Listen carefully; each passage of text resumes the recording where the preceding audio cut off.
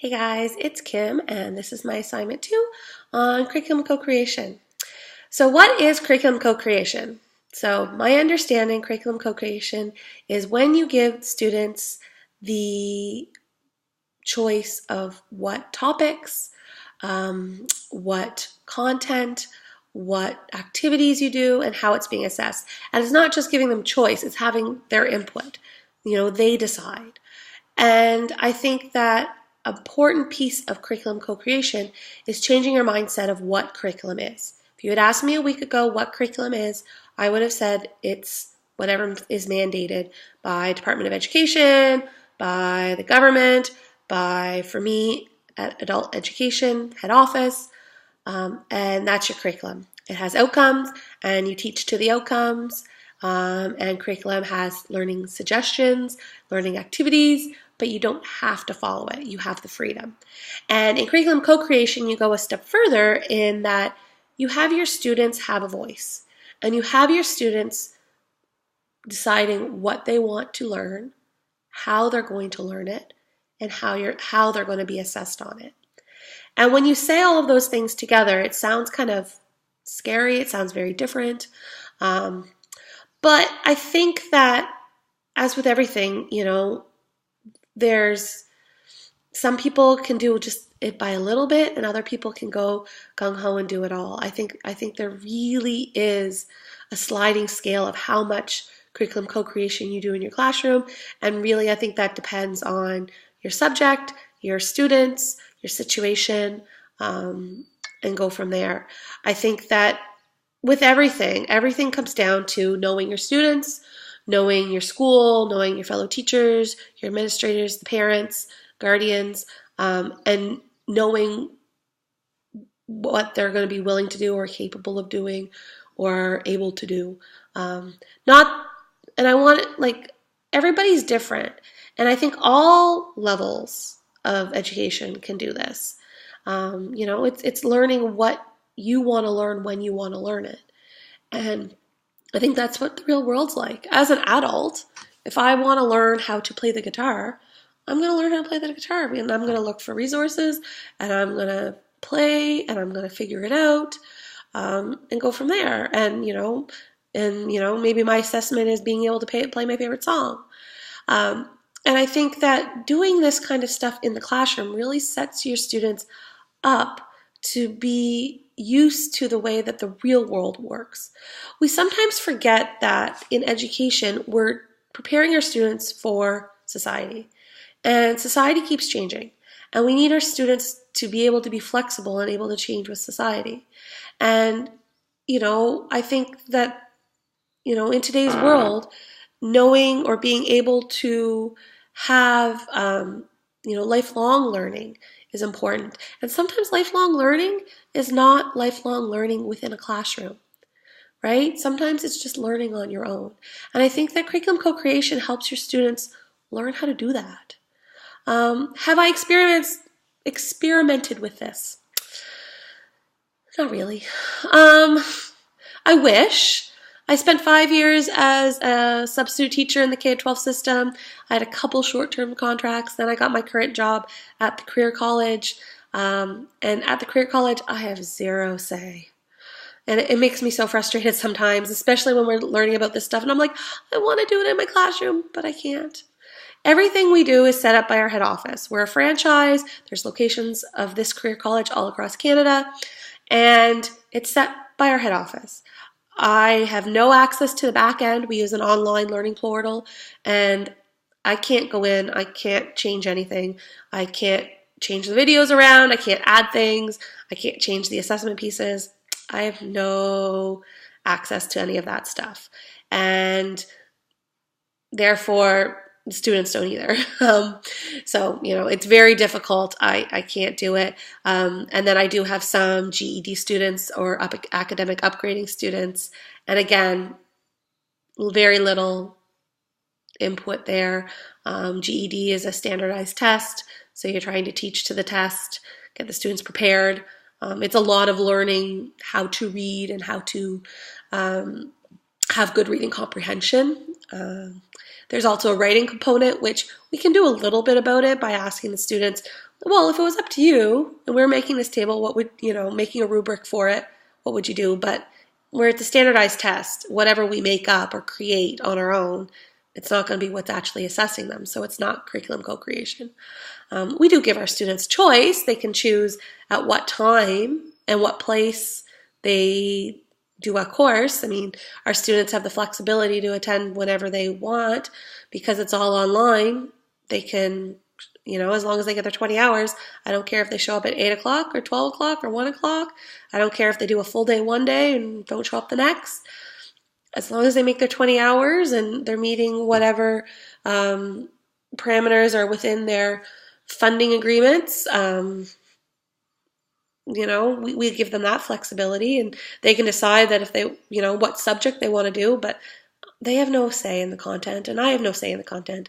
My title has even changed from being a facilitator to being a learning coach because I just coach the students through the material. I don't even teach them anymore. It's rewarding because, we do a lot of one-on-one work, so I can do a lot of teaching that way, but I have no input on that stuff. So it is frustrating. Would I do it if I had my own classroom where I have that kind of control or authority? Yeah, definitely. I think it's really powerful.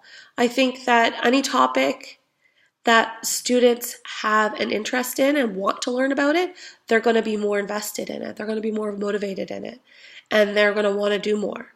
I think that giving students the freedom to express themselves or to share their knowledge however way they feel is appropriate is important. My sister has a learning disability, and she is not able to write anything down because she could tell you a whole story. She's got a history major at Mount St. Vincent, and she passed and was a history major, and she can tell you all these great accounts of history stories and things, but if she tries to write it down, she can't do it. So I think that, there's something really powerful in giving our students the way to, or the ability, or not the ability, giving the students a voice or a way to share their knowledge in whatever way they want. I think that's really important. It makes them more invested. It makes them more interested. They're going to want to do it. You're not going to be fighting for them to submit the project if they get to decide on what the project is. The assessment piece, I can see some people finding that hard, but I think there's a really valuable learning tool in having the students decide on how it's going to be assessed, on what the criteria are that you're looking for. I think that students are definitely capable of telling you that. I do think that there has to be boundaries. I think that there has to be maybe some coaching by the teacher. But if I had my own classroom, I would love to be doing stuff like that. I think that you definitely would get resistance. You're going to get resistance from students because this is really different. You're going to get resistance from maybe other teachers because your classroom doesn't look the same as theirs. You're going to get resistance from maybe some administration because you're thinking outside the box. You're not doing the same as everyone else. I think you're going to get some pushback from parents and guardians because, it doesn't look the way that they did school. You get that, you hear that all the time, that people think that because it's different, it's wrong. My favorite example of this is Common Core math. You hear it all the time online and in video clips that people are like, well, I don't like this Common Core math. Well, Common Core is a curriculum. The math is new math, but the basis of it is all about number sense and understanding math. And that's very different than the math that I grew up with, where it was memorization of facts. And a lot of parents have trouble with that because if it's not what they know, not what they're used to, not what they experienced, then it's wrong. And that's what needs to change, right? It's being able to inform people of why you're doing this, of what the outcomes are, and when I say outcomes, the reasons for doing this. And I'm not talking curriculum outcomes. I'm just talking about the reasons why you're changing your classroom, why things are going to look different. I do think that there's a very valuable piece there. And as society and knowledge changes, we're going to change the way we teach. I think a really important example, I've got an extensive swimming background, and I started teaching swimming lessons and coaching when I was 16. And I was on the swim team. And when I was there, we would teach, when I first started, that in front crawl, your hand goes in the water, and under the water, your hand would do an S shape. The more water you push, the more acceleration you're going to have, okay? So faster you go, which in swim team, that's what you want, right? And the more water you push, the more effective your stroke is, and you're going to actually go forward. You're going to have propulsion, right? Okay.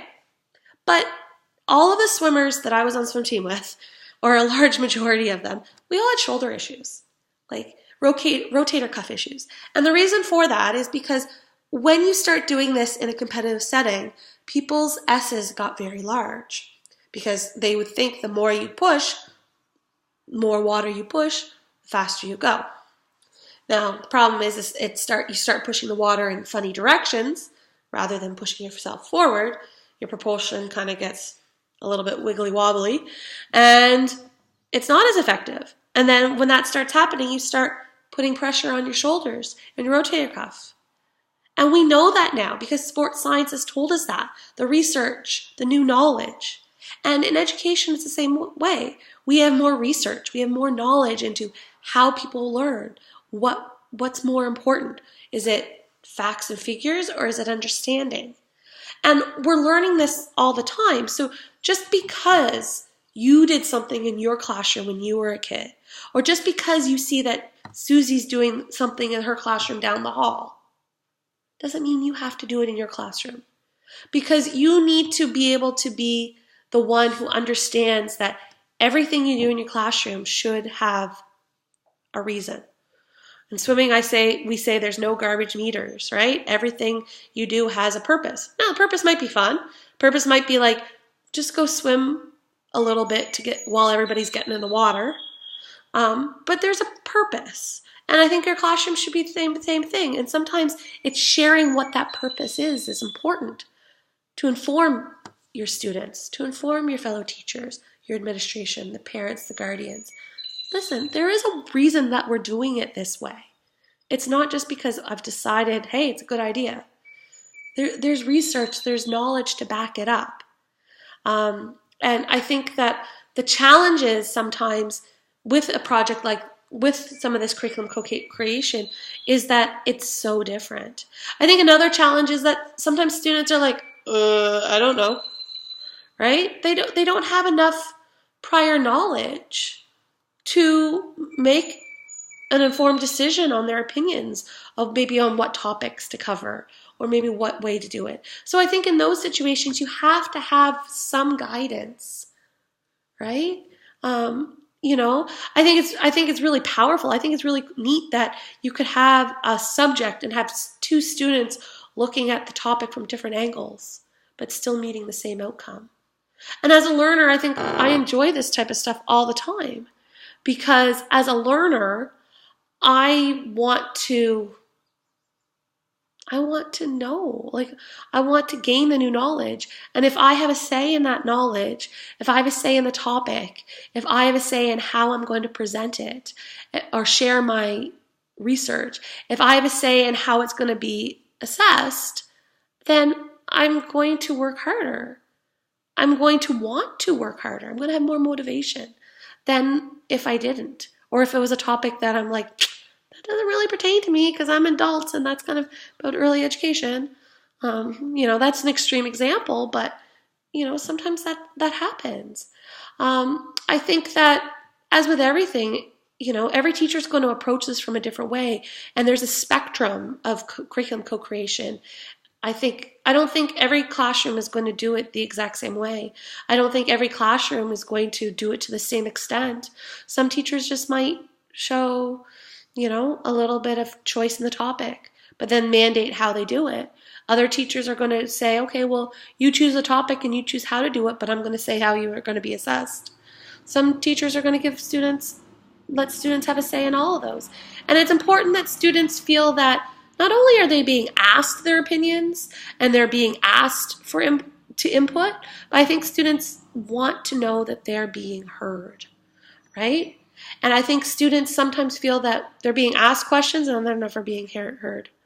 And I think that it's really important as an educator that I listen to my students, not just hear them, really listen to them. Okay? So I think that's kind of coming into mind. If curriculum co-creation, so in this course, Frederick is giving us some aspects of curriculum co-creation. You know, for most of our assignments, he's giving us some structure. He's not saying you 100% have to answer this question. So we're giving a little bit of flexibility in our topics. You know, curriculum co-creation, we can have more choice. He's giving us some definite choice in the manner in which we present our projects. So I think that part is definitely part of curriculum co-creation. He's letting us choose papers or videos or whatever we want to present stuff. So our information and our knowledge. So I think that is definitely a way of curriculum co-creation. He's not asking for our input on the assessment piece. So that's not really it. I know that at the end of the course, he's going to ask for our feedback. So he is going to be asking, you know, the student surveys. So in the student surveys, we can definitely give feedback. What he does with that feedback, if he wants to be curriculum co-creation, he's going to take that and make adjustments to the course. You know, I'm pretty sure there's some profs that do that and some profs that say, okay, whatever. And I think that, you know, we don't really have any readings or like textbooks or anything for this course. We do have a variety of readings, and we're given the freedom and flexibility to pick and choose which readings and which media sources. So we are given some, but we aren't being asked to go find any. If we are finding some as well, that could be part of curriculum co-creation. Having choice, again, a lot of curriculum co-creation, from what my understanding is having that choice and having that input on the topics and the how, you know, the activities and the assessments. So I think that's where we're coming from. You know, have I done it in a lot of courses? Some courses more than others. Have I had a course that did everything for curriculum co-creation? No. Do I foresee myself doing it that way? Not right now, but I mean, I'm open to the ideas. I mean, I just feel my hands are tied in my current teaching classroom and my teaching location, but that's going to be changing soon, so who knows? I'm moving. I'm moving from Canada to the United States, so a lot is going to change. So possibly someday. I don't want to rule it out. I'm definitely open to the idea of doing, you know, giving my students that much input and that much of a voice. So anyways, that's my assignment. Hope you enjoyed.